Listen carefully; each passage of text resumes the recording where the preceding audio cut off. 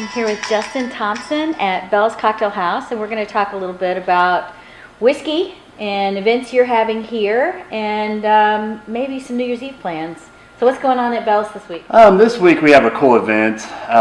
We're bringing in Morgan Murphy, former columnist for Southern Living, contributor there, and he penned a book, Bourbon and Bacon.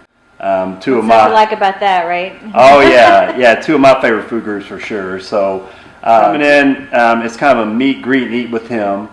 We're featuring, I believe, 5 food recipes from his book, some light and heavy apps that are great for holiday entertaining. And we're also going to have a couple cocktails featured from his book. And, folks are just, come in. He's going to talk about bourbon, talk about the southern heritage of bacon and pork. In Kentucky, it's hard. If you have a whiskey bar, bourbon has to be the centerpiece. Right. But we're also trying to rope in other types of whiskeys, Japanese, Scotch, rye for sure. Mm-hmm. So, we're trying to get folks around here, yes, to learn more about bourbon, but let's try to expand our palates a little bit more. Like the Whistle Pig, is that pretty good? Yeah, that's this particular one. The Boss Hogg is a 13-year-old rye, and folks see something they've never tried or haven't seen, or maybe don't want to pay $150 for the store, and hey, let's just try some here. The ryes have done well. Willett's new exploratory rye is. That's great. Yes, I'm very pleased with what they've done there for their first experimental whiskey.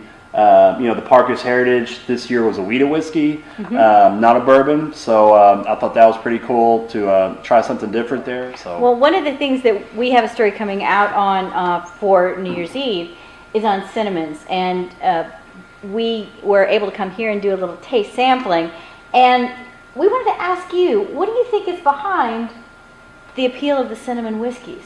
What is it that drives that? Well, I think it's a lot of things. I think the cinnamon whiskey has always been there, and just a lot of companies didn't, realize what they had. So, right. Fireball, I think, was the first successful one to bring it to market it. Right. And the biggest thing, I think, it appeals to both female and men palates. That cinnamon taste is definitely a sweet kind of,